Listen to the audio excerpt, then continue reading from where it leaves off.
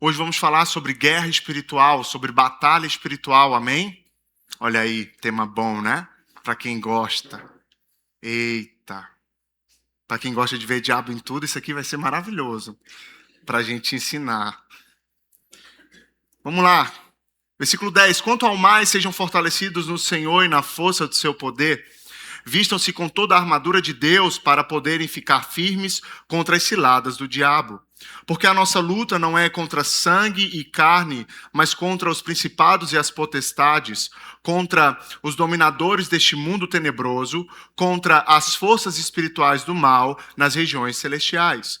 Por isso, peguem toda a armadura de Deus para que vocês possam resistir no dia mau e, depois de terem vencido tudo, permanecer inabaláveis. Portanto, fiquem firmes, cingindo-se com a verdade e vestindo a couraça da justiça. Tenham os pés calçados com a pregação do evangelho da paz, segurando sempre o escudo da fé, com o qual poderão apagar todos os dardos inflamados do maligno. Usem também o capacete da salvação e a espada do Espírito, que é a palavra de Deus. Orem em todo tempo no Espírito, com todo tipo de oração e súplica, para isto vigiem com toda perseverança e súplica por todos os santos. E orem também por mim, para que no abrir da minha boca me seja dada a palavra para, com ousadia, tornar conhecido o mistério do Evangelho, pela qual sou embaixador em cadeias, para que em Cristo eu seja usado para falar como me cumpre fazer. Essa é a palavra dessa manhã. Vamos orar ao Senhor, pedindo a Ele direcionamento e graça. Pai, que o Senhor possa nos direcionar enquanto estivermos expondo a palavra, que os nossos ouvidos estejam atentos, mas não simplesmente ouvidos, que o nosso coração esteja aberto para receber a boa semente do Evangelho. Que o Senhor nos instrua acerca desse tema tão importante e relevante, para que saiamos daqui tendo a percepção correta acerca das batalhas que enfrentamos como cristãos. Em nome de Jesus, amém e amém. Quando pensamos em batalha espiritual, é comum imaginarmos manifestações extraordinárias. É muito comum a gente imaginar confrontos visíveis com o demônio, uma guerra entre o diabo e Deus. É muito comum imaginar experiências que são cercadas de mistério. Mas em Efésios 6, Paulo apresenta a batalha espiritual de uma maneira muito próxima com a vida comum.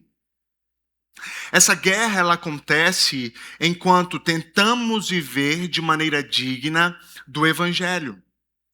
É por isso que essa passagem não aparece de maneira isolada na carta de Paulo aos Efésios. Lembre-se, desde o primeiro capítulo, o apóstolo Paulo nos mostra tudo que Deus realizou em Cristo. Você vai se lembrar disso. Nós fomos escolhidos, redimidos, perdoados, nós fomos adotados, selados com o Espírito Santo. Nos primeiros capítulos nós vimos que Cristo venceu os poderes espirituais, que Cristo foi exaltado acima de todo principado, de toda potestade e nos fez assentar nas regiões celestiais com Ele. Depois disso, chegamos à metade da carta, que é o divisor da carta. No capítulo 4, do 1 ao 3, mostra aquilo que quem Deus é e o que Ele fez por nós. E do capítulo 4, a gente vai ver a resposta que damos a quem Deus é e o que Deus fez por nós. No capítulo 4, Paulo mostrou como a nova identidade que recebemos como filhos adotados e redimidos, como essa nova identidade, ela deve transformar a nossa vida. Porque, como temos visto nas últimas semanas, essa nova identidade, ela alcança a vida comum. Ela alcança os nossos pensamentos, ela alcança as nossas palavras, ela alcança os nossos relacionamentos. A vida digna do Evangelho alcança o nosso casamento, alcança a criação dos filhos, o relacionamento dos filhos para com os pais, alcança o trabalho, você que é chefe, você que é empregado. Então percebemos que a maneira digna de se viver o Evangelho alcança, permeia toda a área da vida de um cristão. Agora, ao chegar ao final da carta, Paulo nos lembra de que viver dessa maneira não será fácil. Não será fácil. Paulo tem isso em sua mente, de que viver de maneira digna não é fácil. Por quê? Porque existe uma oposição espiritual contra tudo aquilo que Deus está formando em nós. E é justamente por causa dessa oposição que Paulo encerra a carta falando sobre a força do Senhor, a armadura de Deus e sobre oração. Porque esses não são recursos para experiências extraordinárias da vida. A armadura de Deus, a oração, a força do Senhor não é sobre coisas miraculosas do cristianismo, mas sobre experiência de provisão que Deus nos dá, que é a igreja resistir às ciladas do diabo e continuar vivendo no dia mau aquilo que o evangelho exige. E hoje a gente vai responder aqui 3 perguntas que o texto nos faz. A primeira pergunta nós vamos ver no versículo 10, de onde vem a nossa força? Dos versículos 11 e 12, quem é o nosso verdadeiro inimigo nessa guerra espiritual? E dos versículos 13 a 20, como podemos permanecer firmes quando o dia mau chegar? Então, dentro dessa batalha espiritual, de onde vem a nossa força para guerrear? Quem é o nosso inimigo nessa batalha? E terceiro, como podemos permanecer firmes quando o dia mau chegar em nossa direção. Primeira pergunta, de onde vem a nossa força? Vamos ler o versículo 10. Quanto ao mais, sejam fortalecidos no Senhor e na força do seu poder. Meus irmãos, nós estamos em guerra. Existe uma batalha, um opositor que vem contra nós. Existe uma oposição espiritual que procura nos impedir de viver de maneira digna da identidade que recebemos como filhos de Deus. Mas antes de falar sobre o inimigo que se opõe àquilo que Deus está formando em nós, Paulo ele responde 2 perguntas fundamentais. De onde vem a força para enfrentar esse inimigo e que força é essa? Qual é a matéria dessa força que nos é dada? Então, primeiro, de onde vem essa força? O texto responde: ela vem do Senhor. Perceba que Paulo não diz, sejam fortes na batalha espiritual. Não, ele diz, sejam fortalecidos no Senhor. Se dissesse sejam fortes, teríamos de procurar dentro de nós a coragem necessária, ferramentas necessárias para lutar contra o nosso inimigo. Mas o verbo aqui ele está na voz passiva, ou seja, nós não conseguimos produzir essa força para lutar essa batalha, essa guerra espiritual. Nós recebemos essa força. Então, a primeira coisa que você precisa entender aqui, a força para você permanecer fiel, firme, constante, vivendo de maneira digna ao Evangelho, essa força não virá de você, ela vem do Senhor. É quando Paulo diz, no Senhor, mais uma vez aparece no Senhor, do Senhor, como ao Senhor, essa força vem do Senhor. E aqui, Paulo não está usando essa expressão de maneira vaga. Estar no Senhor significa pertencer a Cristo, significa depender de Cristo. Portanto, ser fortalecido no Senhor não é encontrar força escondida dentro de nós. Não é receber algum tipo de poder extraordinário para lutar determinada batalha. Ser fortalecido no Senhor é receber de Cristo aquilo que precisamos para continuar crendo e obedecendo em meio à batalha. É estar firmado no Senhor. É dessa maneira. Por isso, não somos fortalecidos à parte de Cristo. Não se engane, meu irmão. Você não vai conseguir receber força por meio de misticismo barato. Você só consegue receber essa força estando em Cristo. É por meio dele. Mas Paulo não diz apenas de onde vem a força. E aqui ele responde a segunda pergunta, do que é feita essa força? Paulo aqui, ele mostra que essa força é a força do seu poder. E aqui a expressão no Senhor, ela ganha ainda mais peso, porque em Efésios, no capítulo 1, Paulo já havia falado sobre a eficácia da força do poder de Deus. E que poder é esse? É o poder que ressuscitou Cristo dentre os mortos. Que força é essa? Que poder é esse? É o poder que colocou Cristo sentado à direita do Pai. É o poder que exaltou Cristo acima de todo principado, de toda potestade, de todo poder, de todo domínio. Portanto, meus irmãos, escute bem.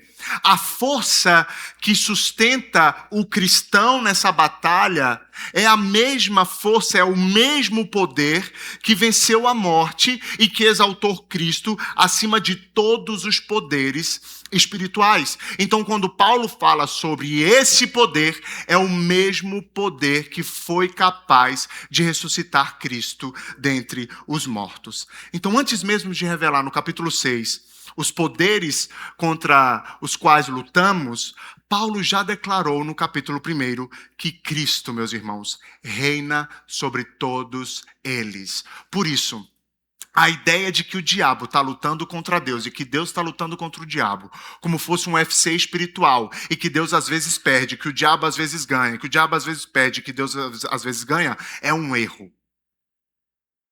Cristo já venceu.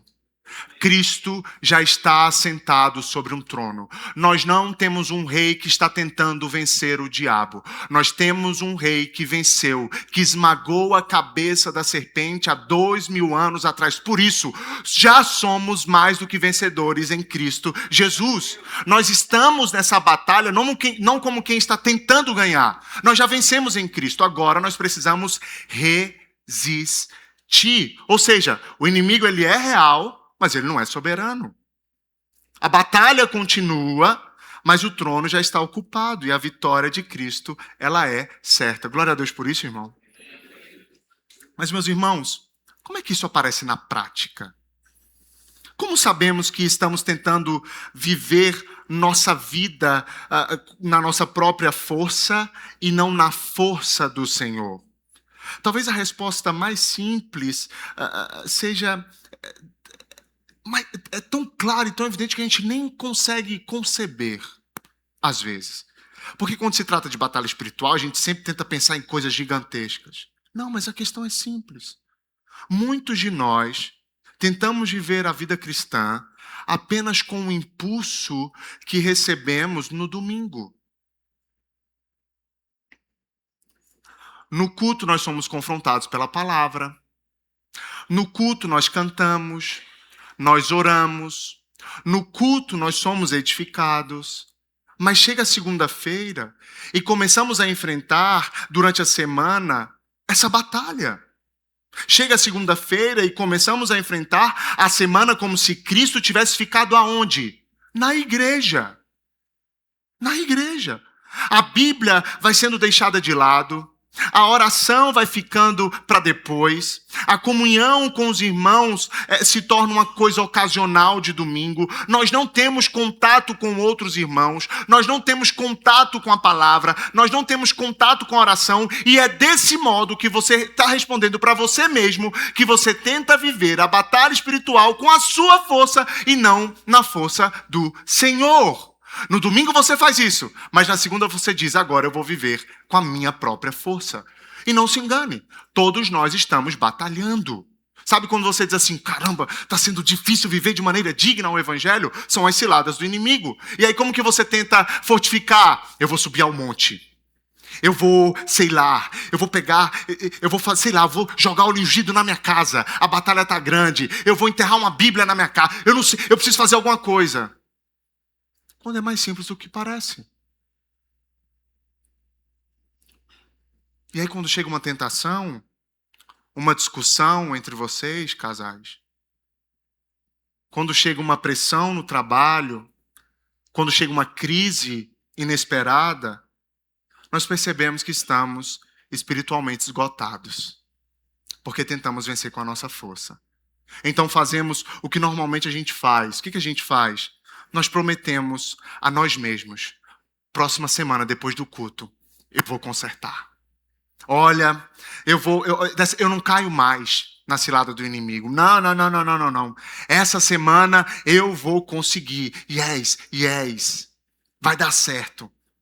Mas Paulo aqui, ele não disse, sejam mais determinados.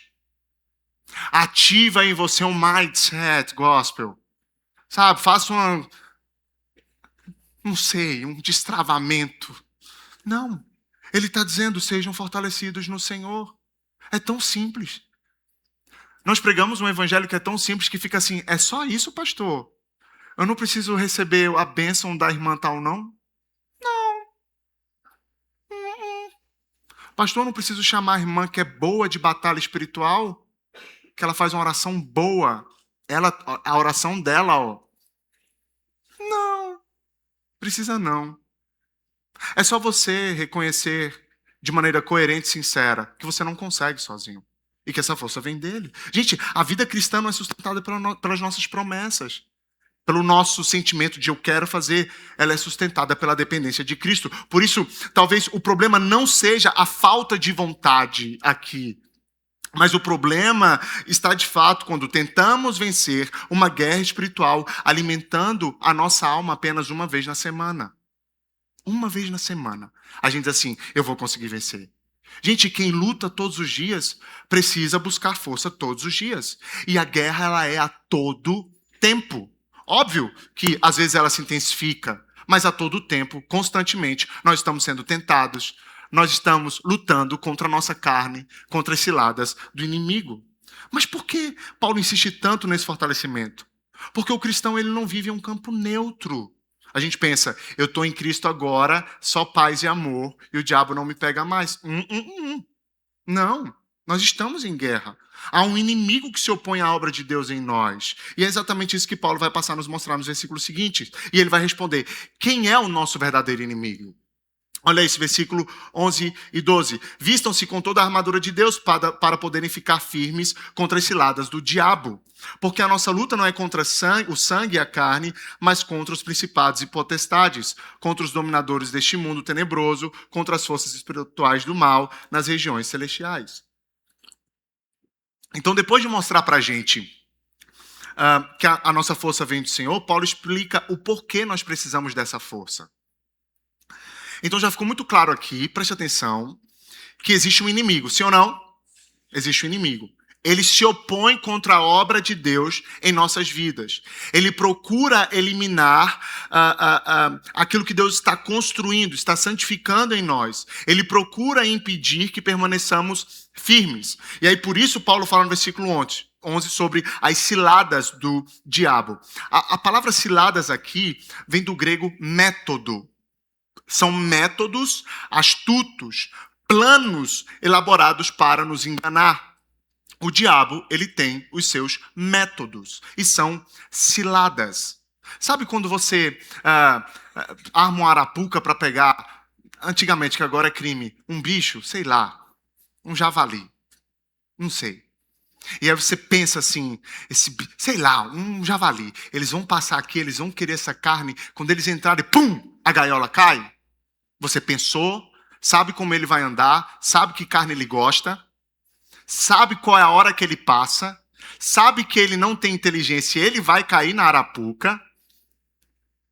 Você sabe de tudo isso. E acontece exatamente assim, o nome disso é uma cilada. O diabo faz a mesma coisa com você. A mesma coisa. Ele não vem com tridentes.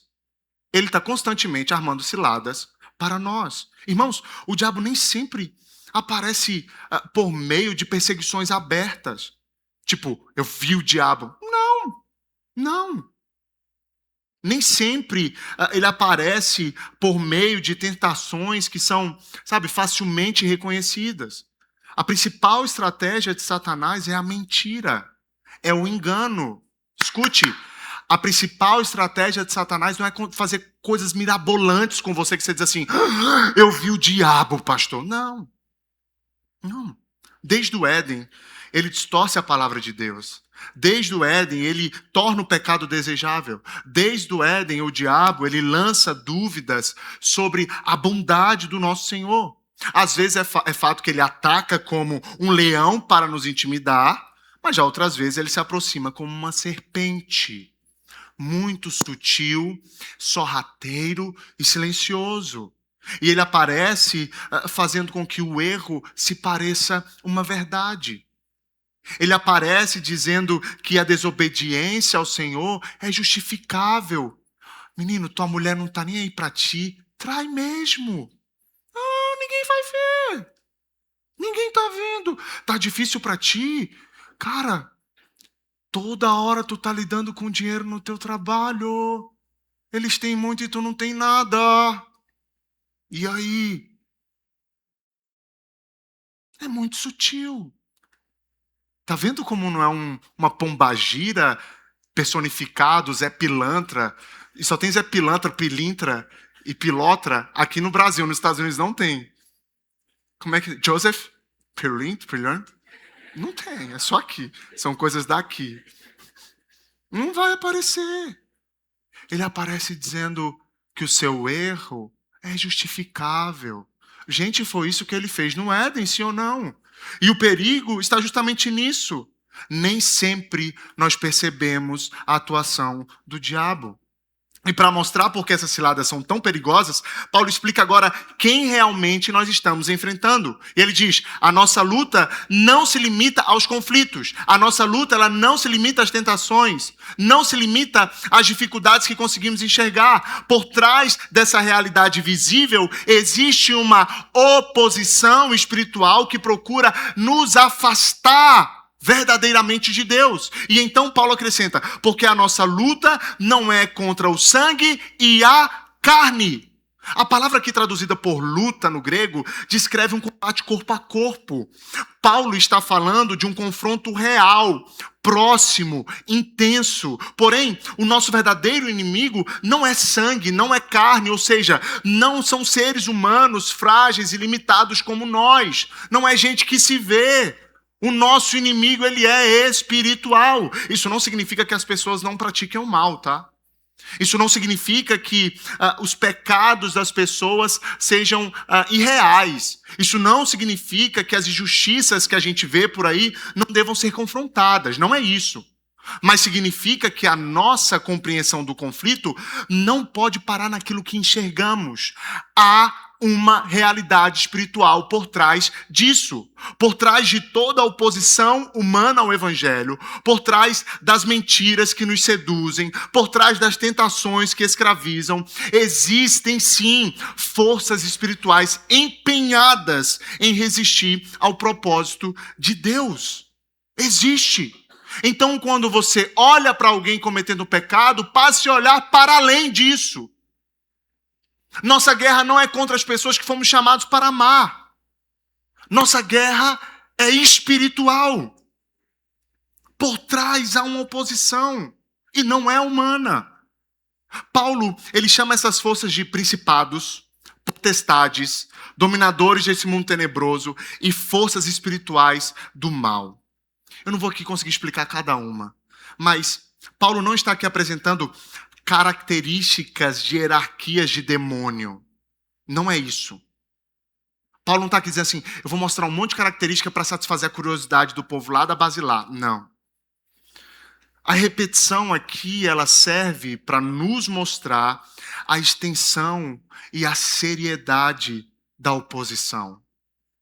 É muito sério o que estamos falando aqui. Os nossos inimigos são espirituais. Eles são poderosos, eles são malignos, e eles são organizados. Eles são organizados. Entretanto, como vimos no primeiro ponto, nós podemos ter a certeza que Cristo venceu todos eles. Que todos eles, principados, potestades, estão debaixo da autoridade de Cristo. Portanto, Paulo não pretende produzir pânico aqui, mas vigilância. Escute, vigilância. Vigilância. E como esses poderes se opõem ao povo de Deus? O propósito desses poderes está muito claro no próprio movimento da carta. A carta nos ajuda a entender.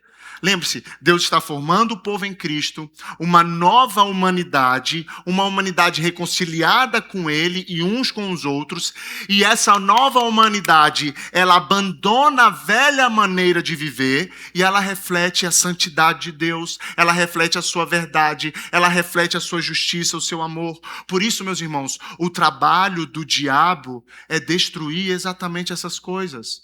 Onde Deus estabelece verdade, o diabo quer espalhar mentira. Onde Deus produz santidade, ele oferece sedução.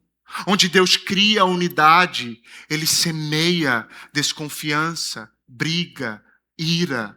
Onde Deus concede perdão, ele alimenta acusação, amargura. E uma das ciladas, portanto, é nos convencer de que pessoas são os nossos maiores inimigos. E isso lança luz sobre os relacionamentos que Paulo acabou de mencionar. O seu inimigo não é a sua esposa. O seu inimigo não é o seu marido. O seu inimigo não são os seus filhos, não são os seus pais, não são os seus empregados, não são os seus chefes, não são os seus irmãos da igreja, não. Todos esses, eles podem enfrentar conflitos reais, mas nenhum deles é o inimigo fundamental do cristão. Por isso, não podemos vencer a batalha espiritual destruindo as pessoas. Nós enfrentamos a batalha espiritual entendendo de fato com quem estamos lutando. Nós precisamos enfrentar o pecado sem transformar o pecador em nosso maior inimigo. De onde vem a nossa força? Do Senhor. Quem é o nosso inimigo? O diabo. É humano? Não. É espiritual. Não se vê, mas ele é real. E a última pergunta: como podemos permanecer firmes quando o dia mau chegar?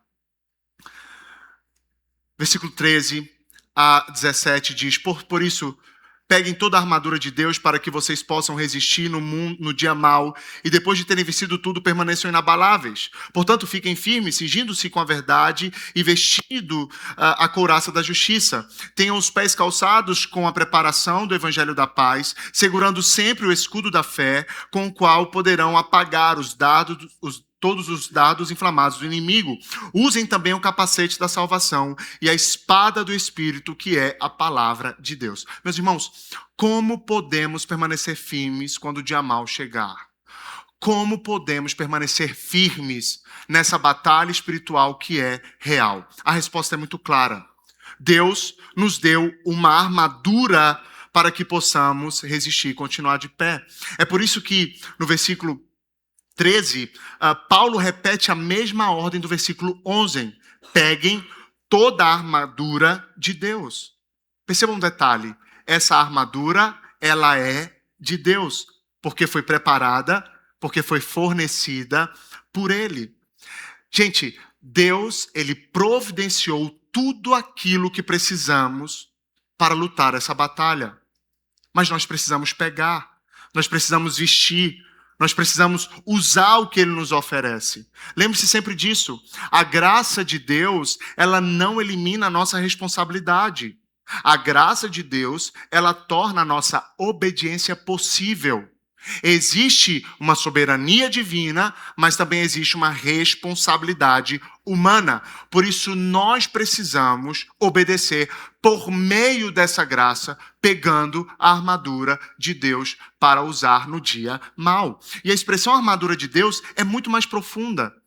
No livro de Isaías, talvez Paulo traz esse paralelo. O próprio Senhor aparece vestido com a couraça da justiça e com o capacete da salvação para salvar o seu povo.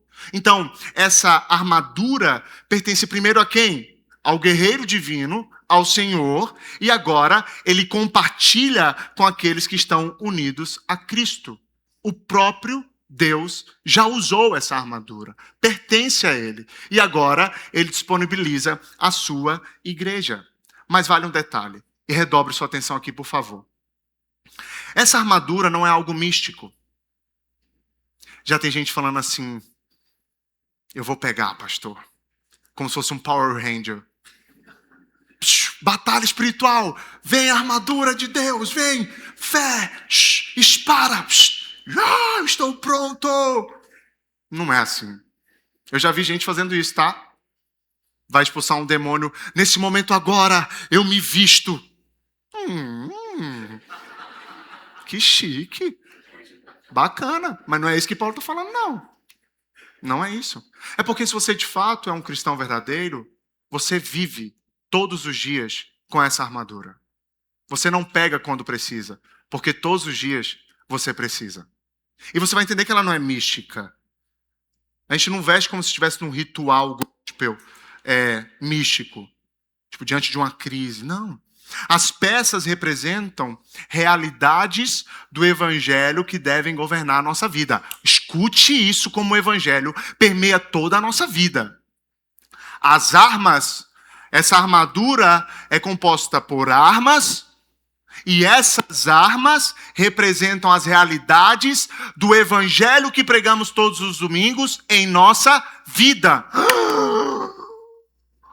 Ah, não, pastor. Sério? Irmão, você que gosta de um demôniozinho. Pô, demônio em tudo. Não, não tem. É o evangelho mesmo. As armas é o evangelho. É a verdade. É a justiça. O evangelho. É a paz com Deus por meio da justificação. É a fé. É a salvação. O evangelho é o que mais? É a palavra de Deus. E ele finaliza com a oração. Então, quando você olha para as armas, você vê o evangelho. Então, nós vestimos a armadura quando conhecemos essas verdades, quando cremos nessas verdades e vivemos de acordo com essas verdades. Como é que a gente veste? Quando conhecemos essas verdades, quando cremos nessas verdades e quando vivemos de acordo com essa verdade. Pronto, tu já está usando. Nem precisa ir na Rene Gospel. Já está usando. Basta crer nessas verdades, basta conhecer essas verdades e basta viver de acordo com essas verdades. Mas para que isso, pastor? Paulo diz que precisamos dessas armaduras para resistir ao dia mau. E eu preciso explicar o que é esse dia mau. Nem sempre nós estamos enfrentando um dia mau, embora essa batalha esteja ocorrendo todos os dias. Mas existem dias que a tentação aperta. Para tudo. Existem dias que o sofrimento ele enfraquece as nossas certezas. Existem dias que a gente está a ponto de desistir. Existem dias que parece que a única solução que há é arrancar a própria vida. Isso é dia mau.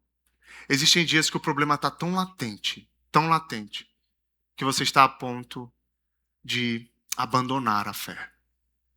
Dia mau. Eu já enfrentei alguns. Você também já enfrentou. Semana passada eu levei minha esposa desmaiada em meus braços para o hospital. E minha esposa com diabetes tipo 1, perdi. Batia nela assim na cara dela. Aproveitei pra... Tô brincando. Acorda! Que isso, pai? Nada não, filho. Mas Agnes. E com o olho virado, jogado assim. Dia mau. Aí você pensa, as armaduras de Deus são para isso. Foi o diabo que fez isso com ela, pastor? Não. O diabo não está em tudo. Mas quando eu estou usando as armaduras de Deus, eu consigo ter estabilidade para viver aquele momento. Eu consigo ter fé para viver aquele momento. Eu consigo entender que o meu Deus já venceu todas as coisas, que ainda que ela morra, ela viverá. Entende como isso acontece? Eu repreendo todo o diabo. Não, ela tem que ir para a UTI. Foi seta, pastor. Não, foi outra coisa que aconteceu.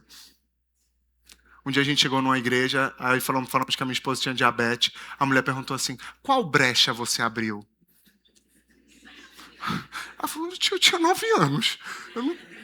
Nenhuma. Porque a gente precisa entender que brecha entrou para que a gente entre por essa brecha, tire o demônio da diabetes e com as suas diabetes. Dia mau. E qual é a vitória esperada para nós aqui? Resistir ao dia mau. É o que o texto diz.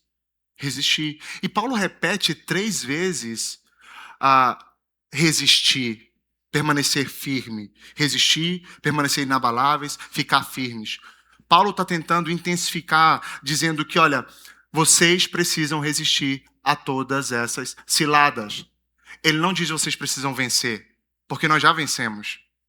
Entende? Ele diz que nós cristãos precisamos resistir. Vencer não significa aqui atravessar a batalha sem dor, sem feridas. Vai nos ferir, mas nós permanecemos. Significa chegar ao fim ainda de pé. Significa passar por uma tentação, por uma crise, por uma tristeza profunda e ainda assim crer em Cristo. Ainda assim estar obediente à sua palavra. Mas deixa eu dizer uma coisa que é muito triste. Na vida de muitos irmãos, Satanás não precisa fazer muito, não. Para tirar de você aquilo que Deus está construindo. Nem precisa fazer muito. Basta parintins. E você está lá adorando outros deuses. Oxum, Ogum, né?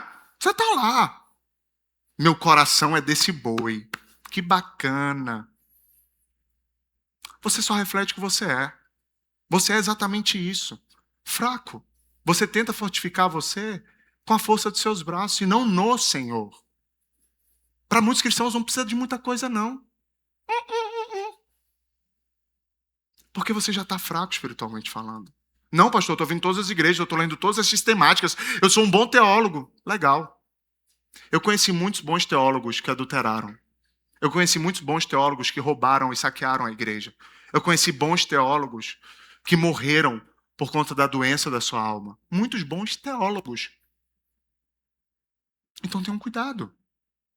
Você precisa passar pelos dias maus e permanecer de pé. E então Paulo apresenta a primeira peça dessa armadura. Vamos lá. Cingindo-se com a verdade. E aqui é o cinturão da verdade, né? O cinto, ele prendia as roupas do soldado e dava firmeza ao resto da armadura. Paulo usa aqui, parafraseando Isaías sobre o soldado, mas lembre-se que Paulo estava numa prisão domiciliar, algemado com outro soldado romano. Então Paulo assim, tu tá sempre aqui, né, amigão? Vou falar de ti aqui. Deixa eu ver o que tu tá vestindo. Paulo está falando aqui de soldado. Então, Paulo diz, o cinto é o que mantém a armadura firme. Firme. Sem o cinto da verdade, toda a armadura que Deus nos concede, ela perdeu o quê? A estabilidade. Da mesma forma, a verdade de Deus, ela sustenta a vida cristã. Pense na batalha e pense quantas vezes a verdade de Deus sustentou a sua vida em meio a um dia mau. Então, cingindo-nos com a verdade é viver com uma mente fundamentada na palavra. É viver uma vida moldada por aquilo que Deus revela em sua palavra. Mas aqui Paulo não fala apenas da verdade que Deus revelou em sua palavra. Mas Paulo também fala de uma vida moldada por essa verdade sem falsidade, sem duplicidade. Gente, a mentira, ela sempre nos fragmenta. Nós criamos uma versão nossa para a igreja. Nós criamos uma outra versão nossa para o casamento. Nós criamos uma versão nossa para o trabalho. Nós criamos uma outra versão nossa para a nossa própria consciência. Mas Deus não nos chama a viver de aparência. Deus está nos chamando para viver com verdade. Verdade essa que é totalmente fundamentada na palavra de Deus. Então, vestir a verdade é abandonar as máscaras. Vestir a verdade é permitir que Deus chame de pecado o que é o pecado na sua vida. E não você dizendo para você o que é ou não pecado. E não, eu não concordo. Eu não estou nem aí se você não concorda. Se Deus está dizendo que é pecado, se a palavra dele está mostrando que o que você está vivendo é pecado, então é pecado. Viver a verdade é isso. É deixar com que Deus chame a maneira como você trata a sua esposa, a sua casa, os seus filhos, o seu trabalho como pecado. Isso é viver a verdade. E não tentar se cumprir num falso moralismo, numa ética, num achismo teu humanista. Seja real, meu irmão. Pecado tem nome, Deus dá nome a ele. Vestir a verdade É viver um coração íntegro diante de Deus. E onde está essa integridade? Na palavra de Deus. Na palavra de Deus. Segunda arma que Paulo fala sobre a couraça da justiça. E a couraça aqui, ela protegia os órgãos vitais do soldado. Então, da mesma forma, a justiça, ela protege o coração do cristão. Então, a couraça da justiça, ela protege o coração do cristão. A nossa aceitação diante de Deus, lembre-se disso. Deus, ele nos aceita. E essa aceitação, ela não depende do nosso desempenho. Isso aqui, irmão, é para te libertar. Você gosta de libertação, vou te libertar agora. Deus não depende do seu desempenho para te aceitar. Deus não depende. Deus não depende das nossas obras.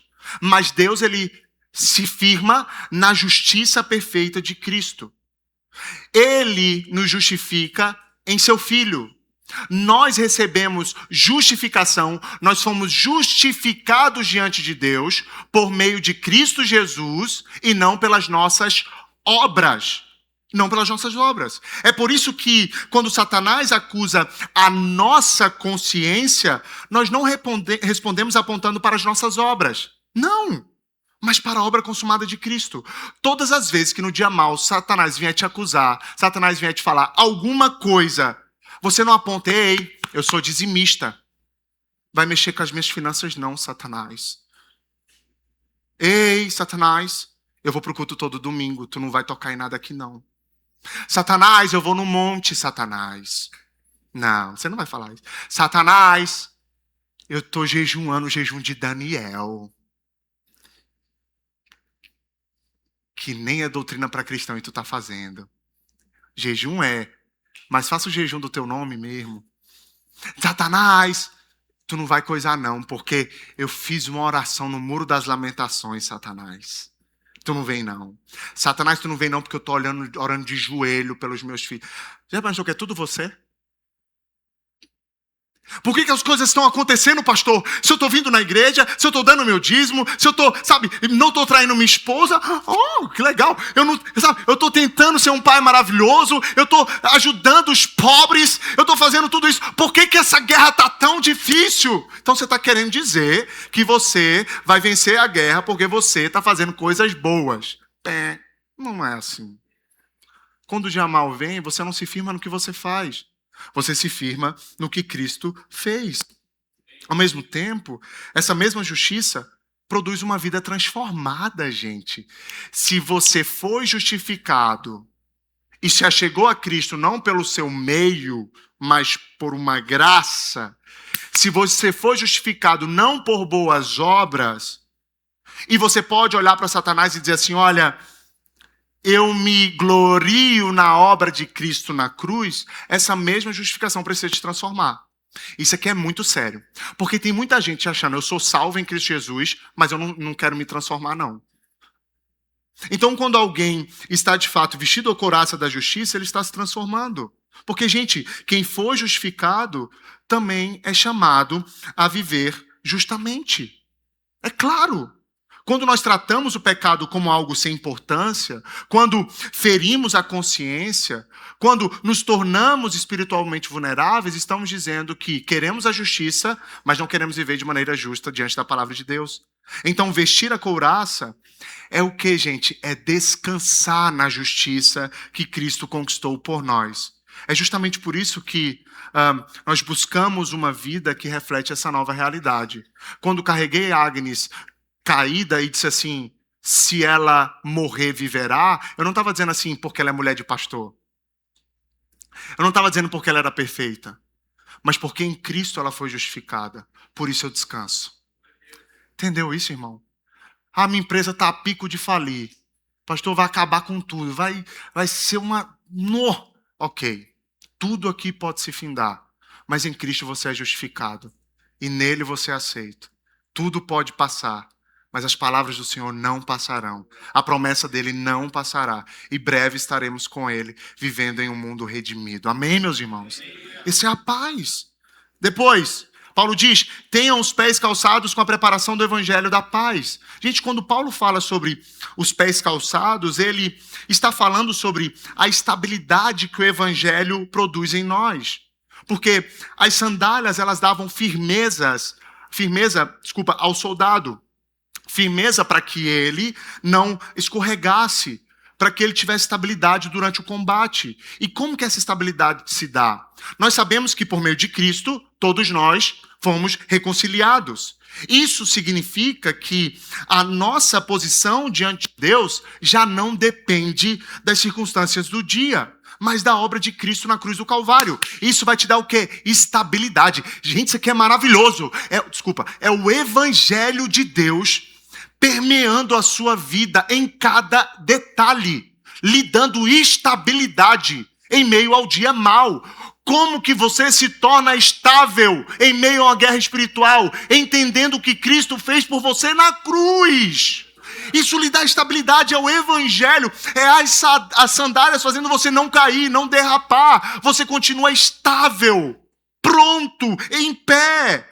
Quando tudo parece desmoronar, quando as coisas parecem instáveis, conflitos, quando coisas começam a te atacar, nós sabemos que Deus não é mais o nosso juiz, mas agora Deus é o nosso Pai, e o Pai que nos justifica, e o Pai que nos justifica nos dá estabilidade. Essa estabilidade vai para todos os lugares. Ela vai para as emoções. Ah, meu irmão, como é bom poder ver que o evangelho não é só uma mensagem que salva, mas é uma mensagem que nos faz andar no dia a dia. É a mensagem que nos traz estabilidade. Você está esperando o quê para ter estabilidade? O quê, meu? Você que é ansioso, meu irmão, você que anda ansioso com o dia de amanhã, sabe, com a preocupação, essa eleição, pastor, agora o Brasil acaba, agora tudo vai ferrar. Meu irmão, sua estabilidade não está em Lula, em Bolsonaro, em Trump, no Papa. Sua estabilidade está no Cristo, que já está sentado à direita do Pai, e nós estamos lá com Ele. Amém. Paulo continua, segurando sempre o escudo da fé. Estou me sentindo um pastor velho com isso. Gente, o escudo da fé, ele cobria quase todo o corpo do soldado e era preparado para apagar as flechas incendiárias. São os dardos inflamados do inimigo. Então, Paulo, ele usa essa imagem para falar dos ataques que procuram incendiar o nosso interior. Dúvidas sobre a bondade de Deus, pensamentos de acusação, medo do futuro, desejos pecaminosos. Então, tudo isso são dardos do inimigo que ele está lançando constantemente contra nós. Às vezes, até a sensação de permanecer fiel, a sensação de que permanecer fiel não vale mais a pena, pastor. Dardos do inimigo. São setas. E aí sim.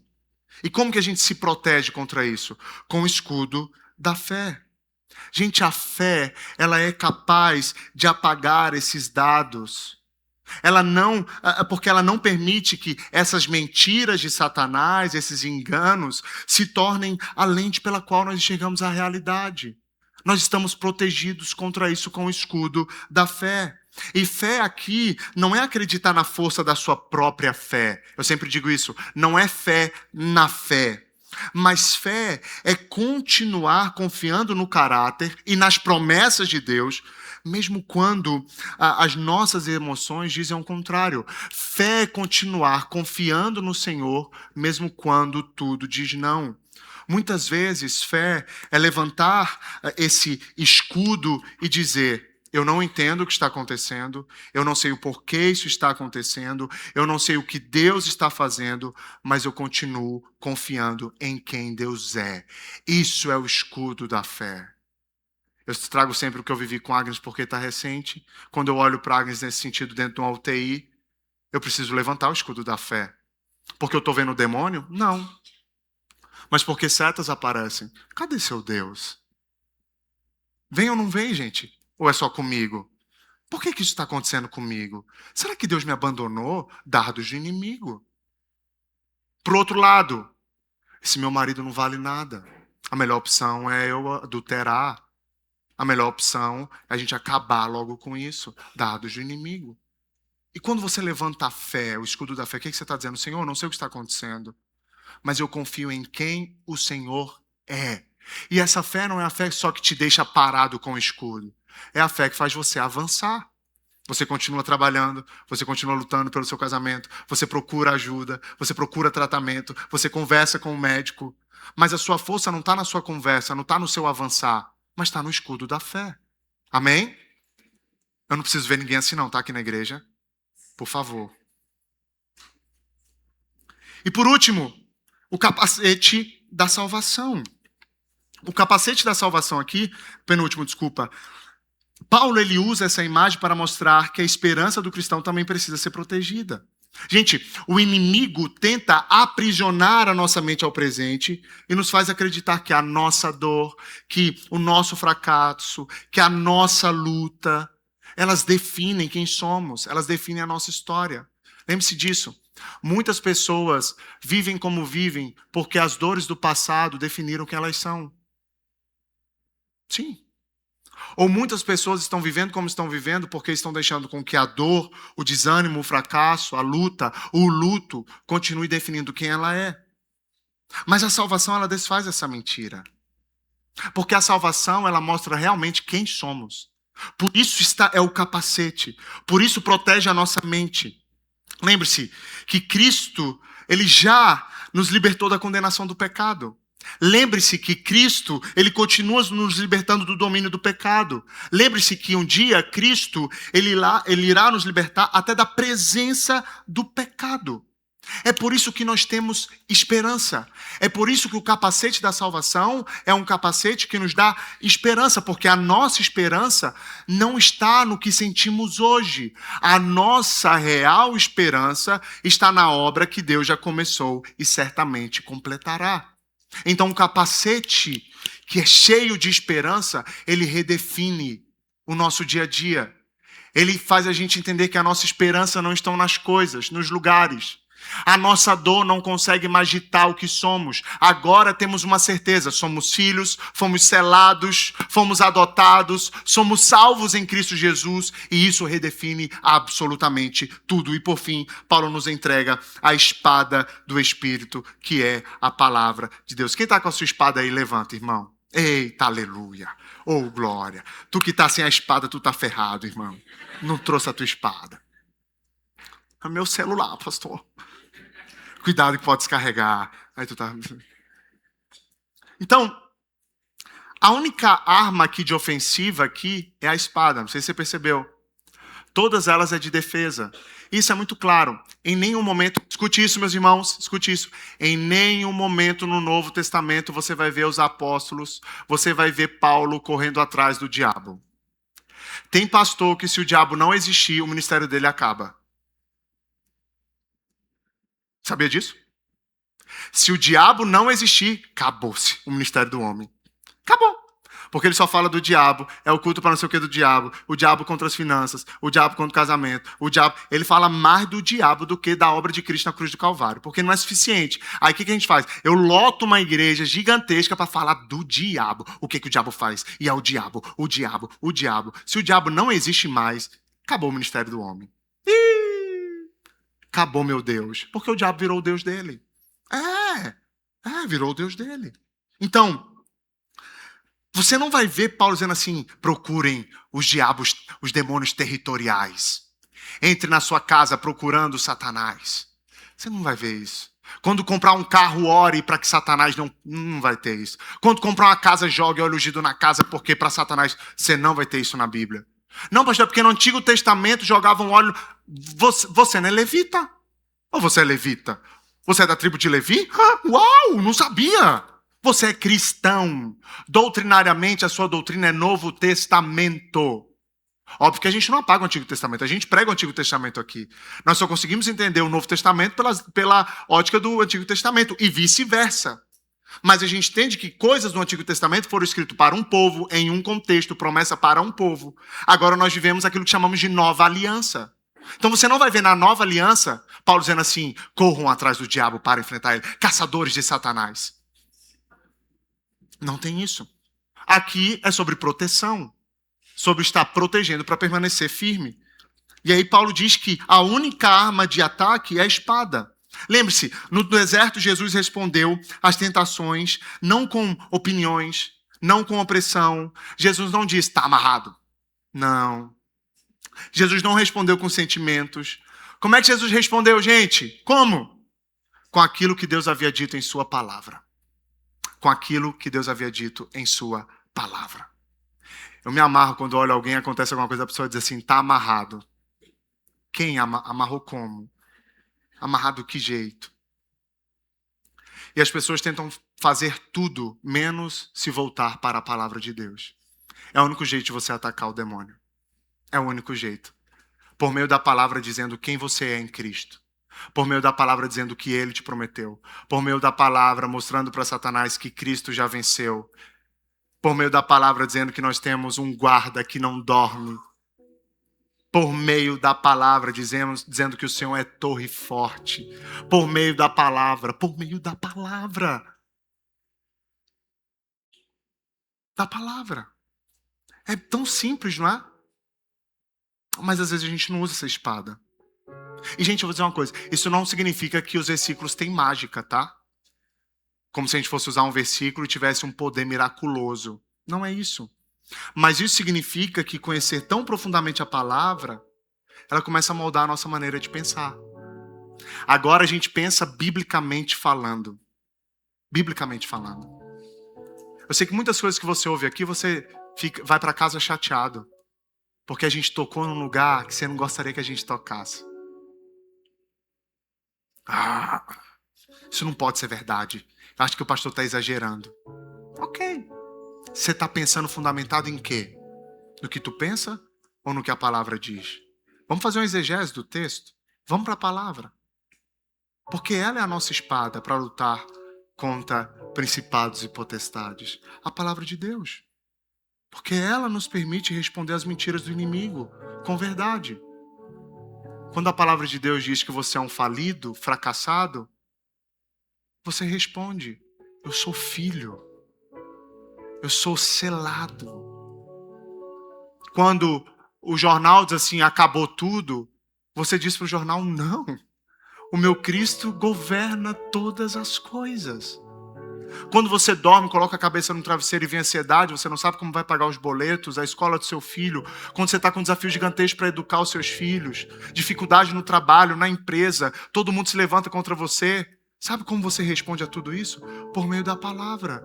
O meu Deus não perdeu o controle. Por isso vou me deitar e descansar. É o que o salmista diz. Você medita na palavra dia e noite. E ela traz paz para o seu coração. Pum, venceu a batalha. Nem precisou marchar no quarto. Agora é só dormir em paz por meio da palavra de Deus. Uma Bíblia fechada não fortalece ninguém, meus irmãos. Uma Bíblia fechada é inoperante na sua vida. A palavra ela precisa ser conhecida, crida, guardada, aplicada.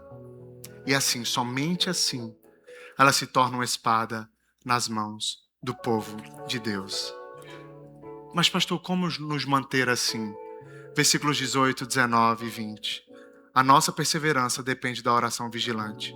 Orem em todo o tempo no Espírito, com todo tipo de oração e súplica, para isto vigiem com toda a perseverança e súplica por todos os santos.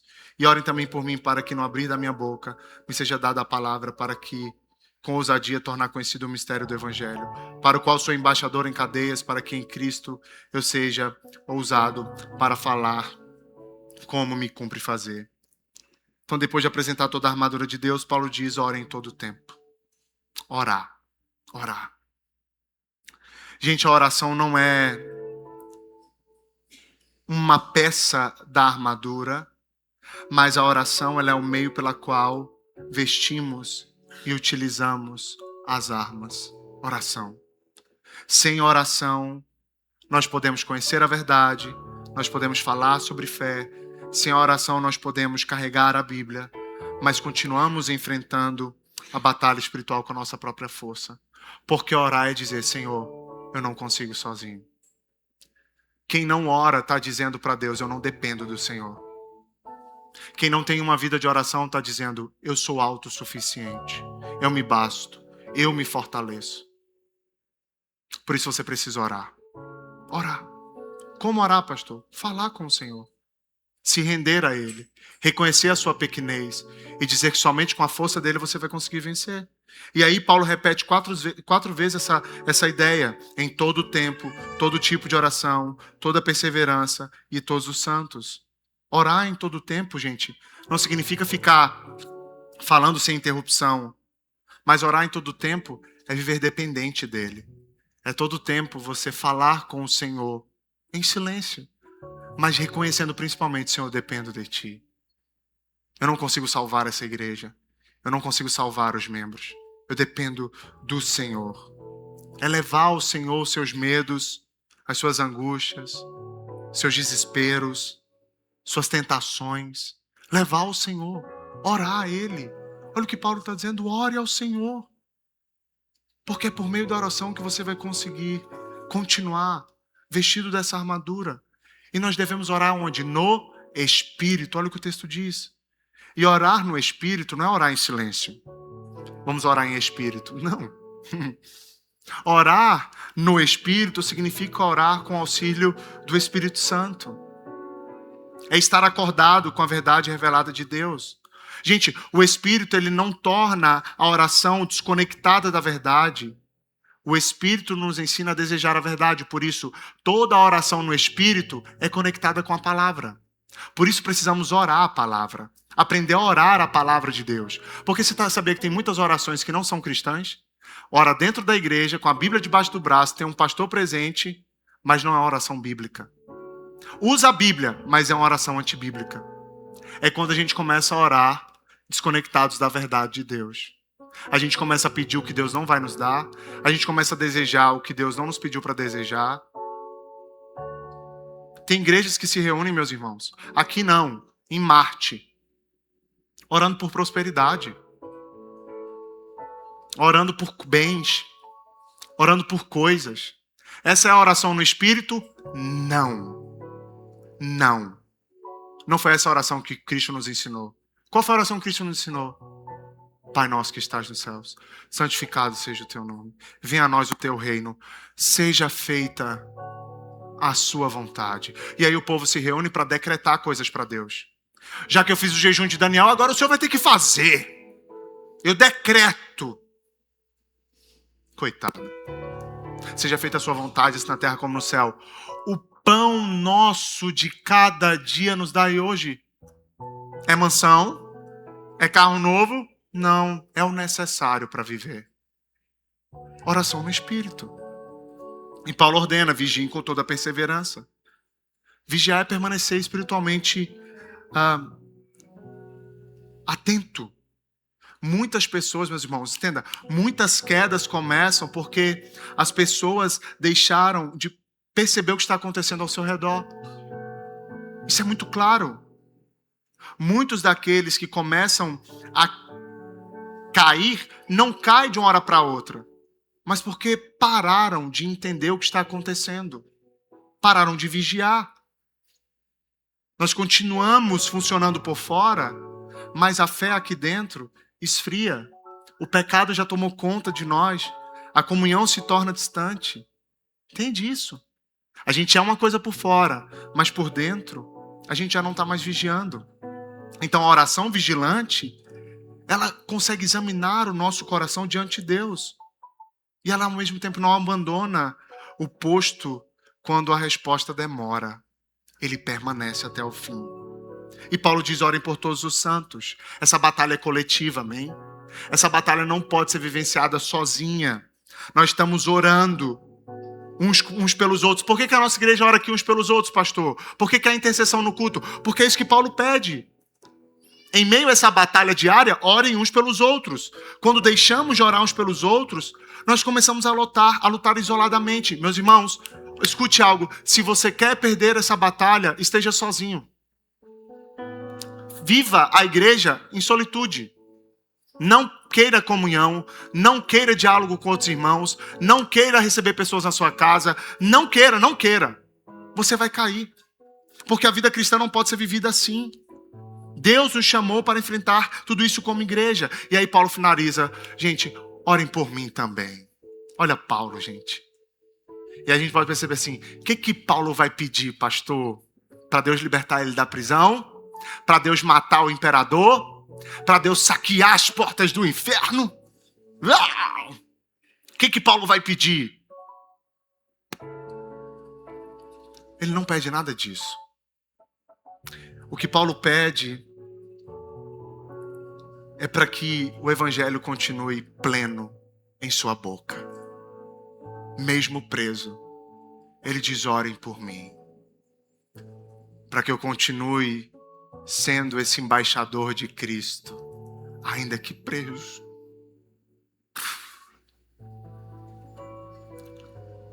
Orem para que a minha boca continue aberta para anunciar com ousadia o evangelho, ainda que preso.